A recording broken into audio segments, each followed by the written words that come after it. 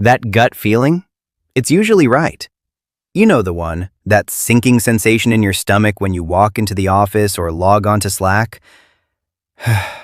In the corporate world, they don't always tell you you're on thin ice until the floor is already gone. Most people think being fired comes out of nowhere, like a lightning bolt on a sunny day. But as someone who has sat on the other side of the desk as a recruiter, I can tell you, the paper trail starts weeks, sometimes months, before you're ever called into that private meeting with HR. From ghosting managers to subtle shifts in your daily workload, the red flags are there if you know how to read between the lines. Today, I'm pulling back the curtain to give you the 4 undeniable signs that your company is preparing to let you go. If you recognize more than 2 of these, it's not just a bad week. It's time to update your resume immediately. Stick around until the very end of this video, because I'm going to share the biggest secret to handling a termination. It is a strategic move that most employees completely miss, and it can actually save your professional reputation and your bank account.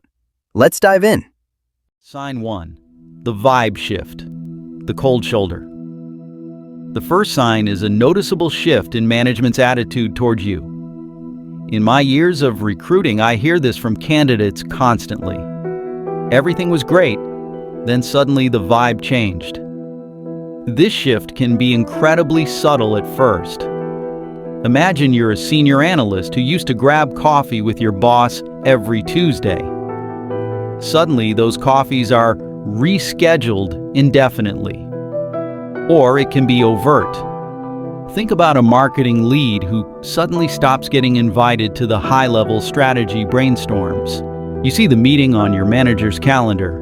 You know your entire team is in that conference room, but your invite never arrived.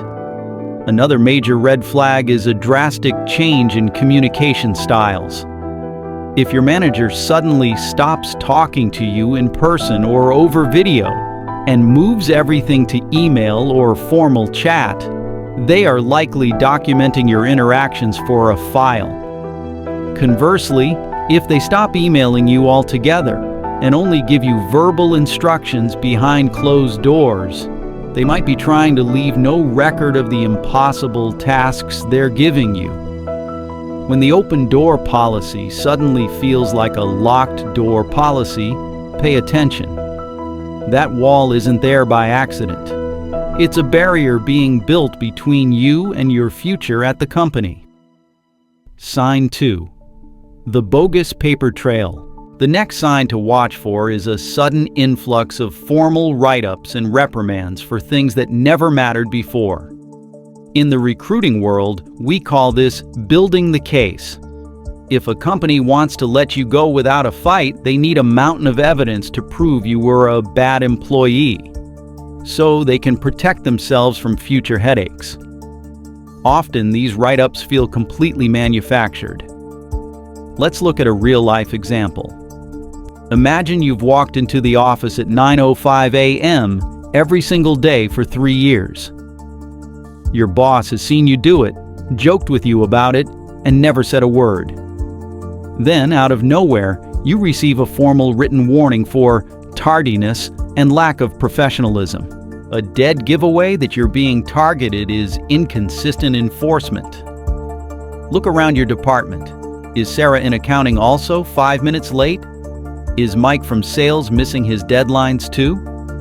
If they aren't getting pulled into the office but you are, the company isn't trying to correct your behavior. They're trying to justify your exit. They are creating a folder full of evidence, so that if anyone asks why you were let go, they have a history of performance issues ready to present. Sign 3. The twisted performance review. The third sign is a negative performance review that feels like it was written about a completely different person. Maybe you have your quarterly check-in, and suddenly your scores have plummeted from exceeds expectations to needs improvement, without any major projects failing. Companies do this for the same reason they do write-ups, to create a formal record of failure. In my experience, employers rarely tell a flat-out, 100% lie. Instead, they bend and twist the truth. They'll take a tiny sliver of reality and blow it out of proportion to fit their narrative. Here's how this looks in the real world. Let's say you had a minor technical glitch during a Zoom presentation that delayed the start by 2 minutes. In your formal review, it's written as, "Employee consistently struggles with basic technical requirements and failed to deliver a key presentation effectively, impacting client relations." It's a genius and cruel tactic because it's hard to disprove.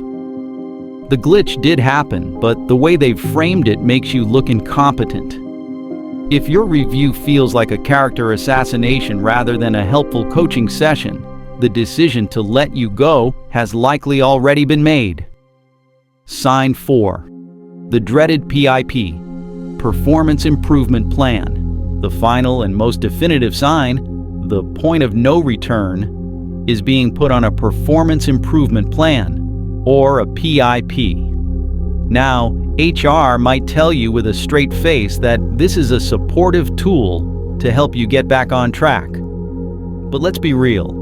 In 90% of corporate environments, a PIP is just a 30-day notice with extra paperwork.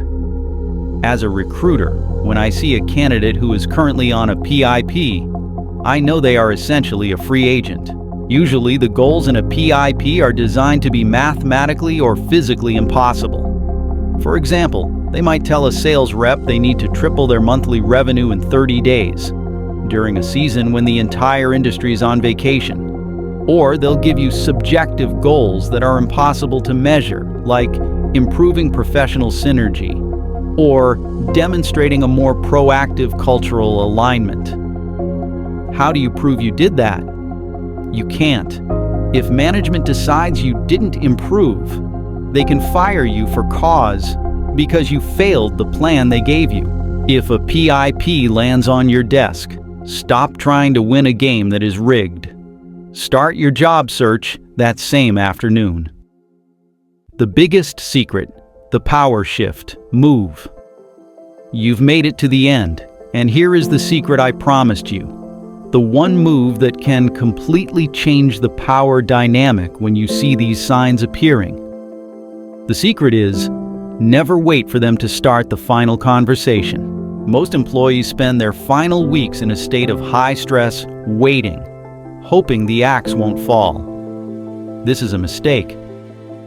The moment you see the paper trail starting, signs 2 and 3, you need to immediately document your own win log. Save copies of every positive email from clients, every met quota, and every thank you from a coworker to a private non-work device. But here is the real pro-level recruiter secret.